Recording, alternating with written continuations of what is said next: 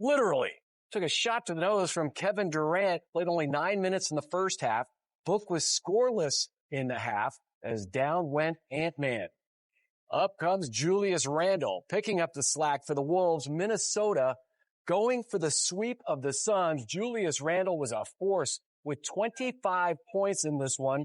Rudy Gobert had 17 points and 13 rebounds. Suns coming off a rough loss to the Celtics, but Collin, the career best in scoring and assists, 22 points, 10 assists, but Rudy and the Wolves continue to have the Suns number. They've won 8 straight over Phoenix. They win at 124-109. Welcome to Suns Postgame Time, sponsored by Sweet James with the legend Tom Chambers. Aside from Collin Gillespie, not a lot of great stuff for the Suns in this one. I mean, obviously, Book struggled, only 4 field goals in this game. But from the beginning, you were talking about that defense from Minnesota, and we'll talk more about that with EJ. But, man, they are a lockdown team. They did a really nice job, but I think the Suns helped them, too. It was just kind of the offense was stagnant. You were passing around a little bit. When Book got the ball, they kind of double-teamed him. That's what opened up Royce and Collin there in the game. But, yeah, it just did not look good.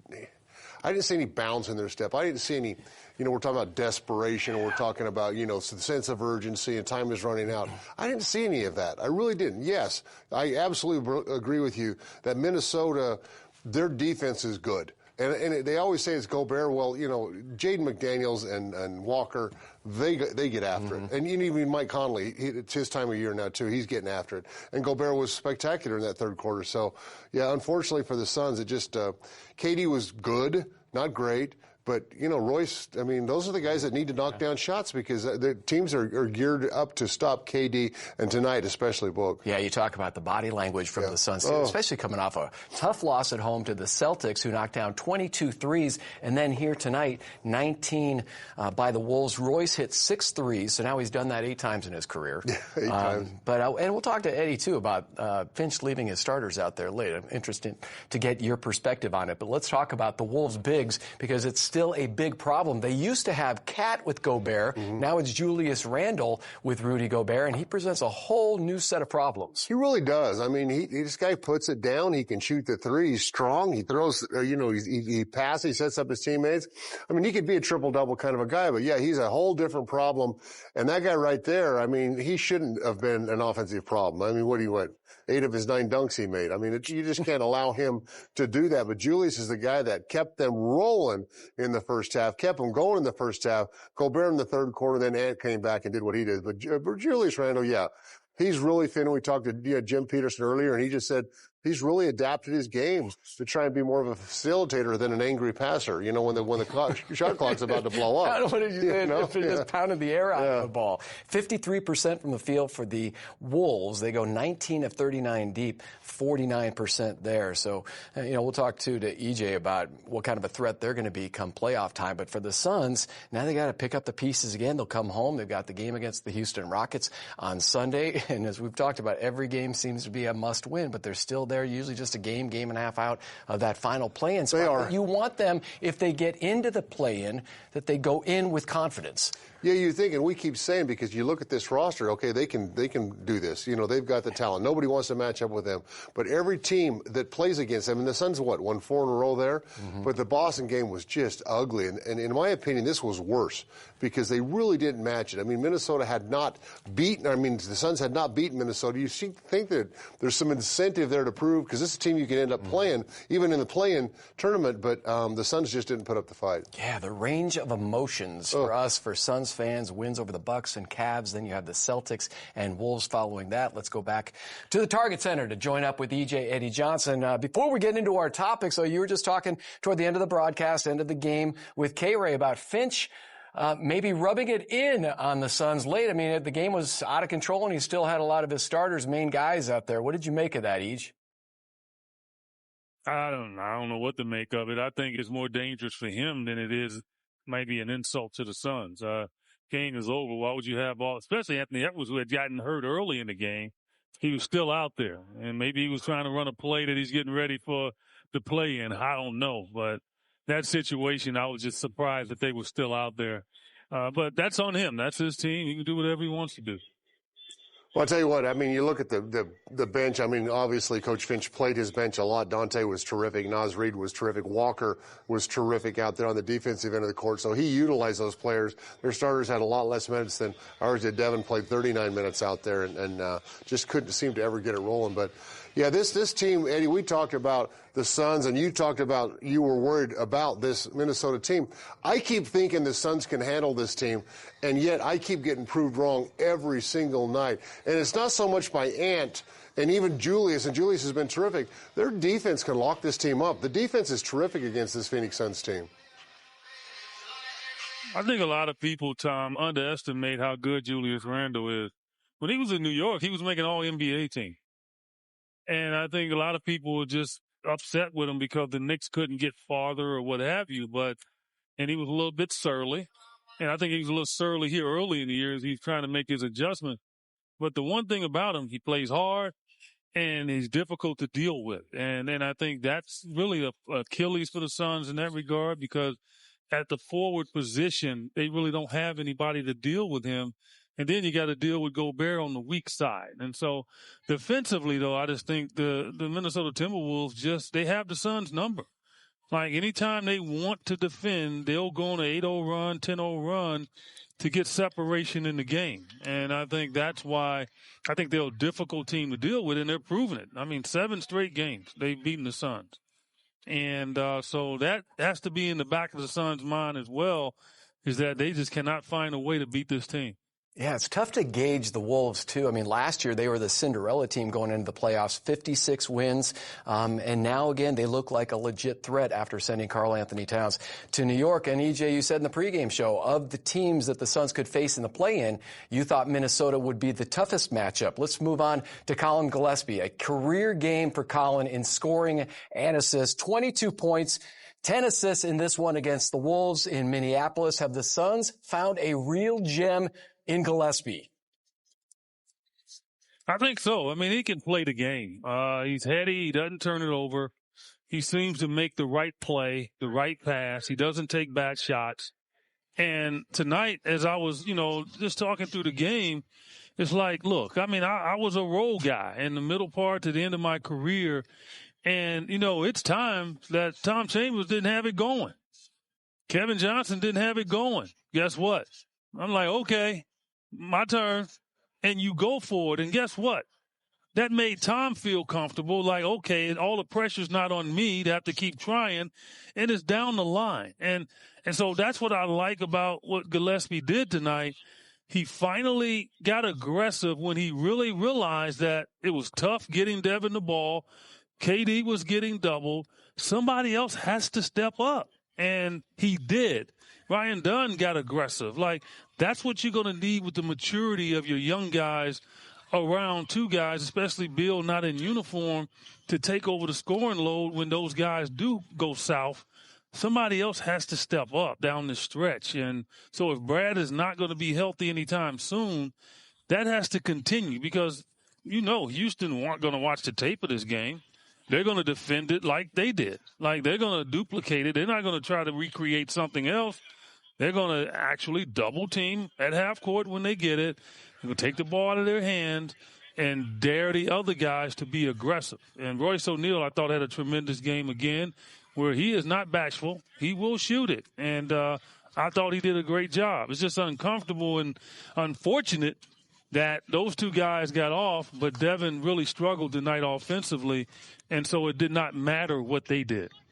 Well, but it was nice, and you talk about Collin there, Eddie, but I love that he's not afraid. I love it. He's not afraid of the moment. He's not afraid to go to the basket. He's not afraid to knock down a three-point shot. He just has confidence, and that's saying a lot for a guy who broke his ankle early this season, to be able to come out now and be in this position of starting, 6 games in a row, and, he hasn't not embarrassed himself at all. He's impressed. You know what I would tell him, Tom? I'd say, hey, man, you were 9 for 11. You should have taken at least 20 shots. That's something EJ would say. I wouldn't even let him feel. I wouldn't even let him feel good about the 9 for 11. I'm like, hold up, man. You 9 for 11. You need to take 20 shots. It's embarrassing. You only took 11. So that. It never stops with young players. Yeah. You can't pat them on the back too much because you don't want them to get far ahead of themselves. But the young man is starting to figure this out, and I think he's losing the intimidation that he might have when he's on the court with KD and Devin, just to defer to them all the time. And I think that's going to be important in his growth. Royce and Collin, a combined 11 of 17 deep for the Suns. The rest of the team, 7 of 20. Next up for the Suns, back home to face the Houston Rockets in downtown Phoenix on Sunday. Last meeting between these two teams, there was Plumlee with the takedown of the king-sized Kiwi, Steven Adams. The Rockets right now, Eej, number 2 in the West. They're 2 up on Denver. So what can you expect to see from them against the Suns on Sunday, and how far do you think they can go in the postseason? Energy. That's what we're going to see, energy. We're going to see guys that have some confidence. Jalen Green's scoring the ball well. Van Fleet has had his success. Obviously, Şengün is a problem. Defensively, you got to deal with Dillon Brooks. I mean, so it's no different than what the Suns face tonight. But the advantage for Houston is they're energized. They're young. They can play a ton of minutes. It's all of that. So not going to be easy. They're desperate. And also they have a little mood against the Suns over the years. They've gone back and forth against each other. So, again, teams want to put their foot on you when they know you're trying to accomplish something. And Houston knows it. Minnesota knew it tonight, that the Suns are trying to get to the play-in. And I thought that was part of their mentality, not to allow them to do it and put a loss on them. So the Suns have a tough game next at home. They really do, Eddie. And the thing is, the Suns' problem has been the turnovers and the defense coming after them. So other teams got to understand or believe that they just need to go, as you say, put their foot on their throat, because when you're playing defense like that, when the Suns do that, and it hasn't been often enough, when you're playing defense like that, it's easy because you get fast break baskets. You're not taking the ball out of the basket, and it makes life easy for the Houstons and the Minnesotas and even the Oklahoma Cities of the world, because when your defense is like that, it travels, it's really going to shut down teams that are just used to scoring a pretty game, which the Suns do way too often. Well, and then also Suns like to go one-on-one. They like to run two-man game. And because of that, these teams, the last two teams we faced, excellent at defending the two-man game, excellent at double-teaming. They can get back to their man. And guess what? Houston's just as good. So, I mean, it's just a never-ending process right now. And Suns are going to have to get a little bit more creative, I believe, in how they execute in that offensive set. Because it seems like teams are knowing what's coming, and they're just saying, you know what, KD, we're not letting you shoot, man. We're not allowing you to have a smooth rhythm, and Devin, you as well. And I think that's been the problem here over the last two games. All right, Eej, thanks so much. Definitely building a culture there in Houston, the toughness of Ime Udoka, although we thought Taylor Jenkins was building a culture in Memphis until they pulled the carpet out from underneath him today. Eej, thanks so much. Appreciate it. Coming up next on Suns post-game time, we got TC Studs and Duds, his top 5, and we'll hear from Coach Bud. Wolves win at 124-109. Post a picture in your Suns gear with the hashtag CouchSideFan and your chance to be shown in the live game day broadcast, sponsored by your Valley Chevy dealers. Here's Coach Bud talking about the Mini D. Yeah, no, I mean, their defense, the physicality, the length, they went to another level defensively tonight, and we weren't able to get enough good looks to, execute at a high enough level. Their physicality, both ends, offensively, defensively, it's impressive. Did you see the pushback from you guys in that regard, or no? No, I mean, our guys are. I think our guys are fighting. They're bringing a level of physicality, that they're capable of. I think there's a fight. We weren't good enough tonight. Credit to Minnesota, but our guys are scrapping. They're getting hits. Minnesota was better than us tonight. Looking at Devin, didn't score in the first half. What do you feel like they did defensively against him? Yeah, I mean, McDaniels, really, basically never leaves him, stays connected to him all the time. In the pick and roll, they're putting kind of, basically blitzing Book, making him have to give it up. So, we probably got to make more plays around Book, to make him pay for the attention that they give to him. We probably got to screen better, give him better opportunities. So we need to look at it. Yeah, Jaden McDaniels, a top-notch defender in the NBA. The Suns, 16 turnovers, resulting in 17 points for the Wolves. Minnesota had 12 steals in this game, and you pointed out 4 of those from Rudy Gobert. Yeah, he was in there. I mean, he was sticking his hands, all over the place. They didn't make him pay. The Suns actually rewarded him by letting him go down the lane uncontested time after time, it seemed like. But, yeah, it's just time's running out, Tom. I mean, you can't say, okay, we'll have to look at the film and we're going to go see what we can do next game anymore. It's 8 games left. Yeah, there's not much time here, and now you're a couple games, behind. So, yeah, it's unfortunate with the way they are playing, and Houston is the same type of team we just saw. Man. Great point. BMW first half highlights. Anthony Edwards only had 1 hoop in the first half. It was a 3 because he only played 9 minutes after suffering that nose contusion, ramming into his idol, Kevin Durant. There's the 3 by Anthony Edwards. And then the collision, and he wouldn't play after this in the first half. Right. I mean, I thought he was going to come out with something on his nose, but they just said it was a bruise on your nose, and it probably brought a tear to his eye, I am sure, but came back in and had a lot of fun in the second half. Julius Randle picking up the offensive slack in the absence of Anthony Edwards in that first half. 16 points in the first 2 quarters for Julius. Yeah, he's a load. He's strong. I mean, he handles the ball really, really well, and that left hand still fools people, which is just crazy at this point, but that's what he does. He's strong-handed. KD can score. I mean, there's no question about it, but nothing was easy. But it was all, Tom, all one-on-one. All one-on-one. I mean, the offense just isn't there. The offense is just give KD the ball and have him go score it. And come on, you got to have some screen set. You got people rolling the basket. Thank goodness for Royce O'Neal and his 6 threes out there tonight, too. 4 of 7 deep in the first half for Royce O'Neal.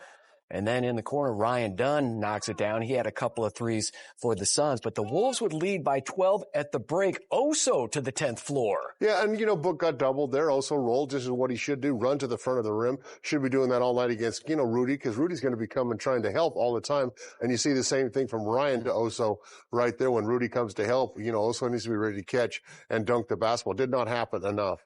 Oso and Nick each had 3 personal fouls in that first half. Nice dish inside. But really the storyline after the first 2 quarters is that Anthony Edwards and Devin Booker combined for 1 hoop. We showed that 3 by Edwards before he got injured, and then worried about Kevin Durant, who was grabbing his hand heading to the locker room at halftime. Yeah, he got it caught up there right before half. Fortunately, it was okay, and he was still, came out and played. But yeah, it's tough. It really is with this situation out here. I mean, I just don't think the Suns are applying enough defensive pressure, and everybody that's playing them is applying a lot of defensive pressure, even double teaming KD and double teaming Devin Booker when they catch the basketball. And the Suns not coming out with fire and intensity to begin the second half. Gillespie providing some buckets, but again, it's the turnovers that crushed any sort of a comeback. They just didn't make those precise passes, and this has been a problem throughout the course of the season. Absolutely. It absolutely has. I mean, other teams are just pressuring because, and they're even knowing where the next pass is going to go. So this Suns team needs to get themselves into the paint and break it up and go to the outside and make that nice pass like you see right there, off the penetration by Book to Gillespie. I mean, Gillespie was absolutely terrific out there. He also had 10 assists when the ball was in Book's hand most of the time, and that's his first basket right there with 3 minutes. With 3:33 to go in the third quarter. Nobody would have expected that. Rudy Gobert just having a field day at the rim. Yeah, he made 8 of his 9 dunks. He had quite a night out there. Big Daddy would be proud. Yeah, exactly. And the passing was good by the Suns. I mean, they had 28 assists. They passed the basketball around, got crushed again on the backboards, by 9. So the Suns need to do a better job of that as well with their bigs. But Collin was super. You just love to see this guy blossom out here, plays the game the right way, makes shots, and is aggressive. A guy who was registering triple-doubles with the Valley Suns, who have made it into the playoffs. Edwards getting busy, finished with 20 points, had 5 assists and 4 rebounds. KD knocking it down, 23 for Kevin Durant, 7 of 19 from the field, hit all 6 of his free throws, 6 rebounds, 2 blocks, and 2 steals. KD always aggressive defensively, but it just was not enough. And enjoying it. Oh, yeah. Big personality. We talk about that. When you're looking at him, that's not fun, but he'd be fun to be on your team. If he's on your team, no, that's a ton of fun. Because he takes all the pressure off everybody. I know. All of it, because he wants it all right here, man. you know? He's got a smile that lights up an arena. Here's Amanda with Collin Gillespie, career highs in scoring and assists, 22 and 10. It was your first career double-double tonight, a new career high, 22 points, a new career high in rebounds as well. What were you feeling out there? Just trying to be aggressive, take what they gave us. They were obviously putting two on K and Book a lot, so other guys had to kind of be aggressive and take a little bit of pressure off them, especially when they were doubling. So just be aggressive off them and try to make the right play. My bad, a new career high in assists, not rebounds. But for you, how are you kind of finding the right balance of when to create for yourself, but then also create for others? Yeah, I mean, just playing the flow of the system and the flow of the game. Obviously, we're looking for K and Book a lot, and if they're putting two on those guys, other guys got to make plays and play off when they get doubled and when they get blitzed. So just staying aggressive out of that and trying to do whatever I can to help us win. What ultimately did you see tonight that didn't allow you guys? I mean, you looked like you were staying with them, and then it just second and third quarter, it kind of just got away from you guys. Yeah, I think it was a lot of second chance points, turnovers, they scored a lot off turnovers, I believe. But it was really the second chance points, and the 3-point line hurt us a little bit too. So we got to clean it up. Obviously, end of the season here, and we need every game, so we got to clean it up. Thank you so much. Suns fall by 15 in Minnesota. Here's KD postgame. It was just an unfortunate play. Both trying to go after the ball. I think my elbow hit him right in his face at the perfect time, you know. There's no ill intent at all. So I knew he would come back in the game. I didn't see any blood on the floor, so I figured he was good. What do you feel like changed in that second half? I mean, I think you guys maybe got down to 12 going into that little run there at the end of the second quarter. What do you feel like they did in that third? I mean, they made shots, they made threes, they had an advantage, you know what I'm saying? And, a lot of times, they used their size against us and was able to get points in the paint. They were aggressive all night going downhill. Looked like you hurt your hand heading into halftime. Obviously, you played through it. How's it feeling now? Yeah, it's all good. I mean, little stinger, you know. So it got better pretty fast. I saw Collin go up for you at the half, like, are you good? Yeah, I mean, my thumb been bothering me a little bit throughout the season. Just nothing that has stopped me from playing or getting away with what I'm doing, but sometimes you get hit, you know, and it hurt for a quick second, and then you got to shake it off and get right back. So that's all it was. Collin, you talked about him being the dog at the end of the game he had tonight, career highs and points and assists. Yes. Yeah, I'm always happy to see, you know, guys coming to the league and do things, you know, reach their career highs, get to start, you know, get an opportunity to play their game. And Collin was great tonight. Wish we could have got a win for him. That'd have been even better. But it's a good stepping stone to build more confidence, keep feeling confident when you go out there, take them shots and be aggressive because we're going to need it. Coach was saying that he felt like the fight was still there in the game tonight. Got lost the Western. Maybe that challenge of knowing time is running out is for games. Yeah, it is running out. Time is running out. I mean, I don't know what the standings looking like right now, but not looking good for us being out to play in. But as pros, we got to come back to work, you know, figure it out as much as we can. And it's part of the job. So looking forward to the next game. And TC, that's where it's on the leaders too. Guys like KD and Devin Booker to rally the guys and get ready for that game against the Rockets on Sunday. Fantasy hoops, studs and duds. Starting with Tim Hardaway Jr. How about the Pistons knocking off the Cavaliers 133 to 122? 7 players in double figures, including Hardaway Jr. Without Cade. I mean, Pirtle up in Toronto, he's been in and out of the dang lineup. But, man, he was almost perfect tonight for Toronto. And Kawhi, yeah, look how good he was. Yeah, look out for the Clippers. Yeah. No Cade Cunningham for the Pistons, and they still knock off the Cavaliers. Yeah, Mobley wasn't good. Russell has not been good all year long. And Miles Bridges has been up and down. But look at that right there. 11 of 20. How do you get 11 of 20 and 11 points? Something must not be right there. Wow. Fantasy studs and duds. Fantasy shot. Jokic did it again. And not the tough loss, but got the youngsters. Yes. Ryan Dunn finding One of the Gauchos. Yeah, you go at Gobert, and you're going to be able to make the pass for the dunk. So it was nice that he ran to the front of them. He did it with Book as well, right here. Way to go, so. He reads books well, too. Did you know that? Yes, he does. I wanted him at the dance contest. He wouldn't do it? He passed. Oh, too much man. competition. Get that out of there, Ryan Dunn. I like that one. Pick on the poor young fella like that. That's not good. Oh, shoot it. You get number 2, and then I get number 1. Oh, you get number 1? No, I'm going to talk in number 1. Oh, yeah, no, don't talk. Don't talk. We need to hear Jim Peterson. Okay, I won't talk then. It's tonight's number 1. Tonight's number 1? Yeah. Our friends. Oh my gosh, we never had a friend back in the day, did we? No, Tom, you were a real jerk when we were players. I tried to shake your hand. You had none of it, man. No. I gotta set us free. Oh, yeah, Tom was a real jerk, man. But the NBA was like that, man. He doubled down. Oh, Eddie. There goes Eddie. Eddie should have just grabbed his mic at that point. Jim's just angry about 2 things. Okay, number 1. I have hair. Oh, well, okay. Number 2, I scored 56 on him. I knew the 56. I didn't know you were going with the hair. No, that's great. Really good. Yeah, this whole love fest in the NBA now, we all got to hug and change jerseys and stuff. Not so much back then. Value Toyota. Let's go places. Suns are going back home to face the Rockets on Sunday. Get this. They're 2-0 against the Suns this year, but they have had 5 different 30-point scores in their last 8 games. The Rockets have. Wow. How about that? Şengün, Jalen Green, Van Vliet, Torrey Eason, and Jabari Smith Jr. all with 30-point games in the last 8. Wow. You got your cowboy hat for Sunday? Yeehaw. I forgot about that. Cowboy! Oh, and Eddie. I may have to break one down. And Amanda. I don't think that the ones the Suns are giving out are going to fit my noggin. And Mark Goldberg. Yeah, everybody's wearing a hat. He's working. I'll break one out. Can they wear that in the truck? Is there enough room? I might just break out boots and everything.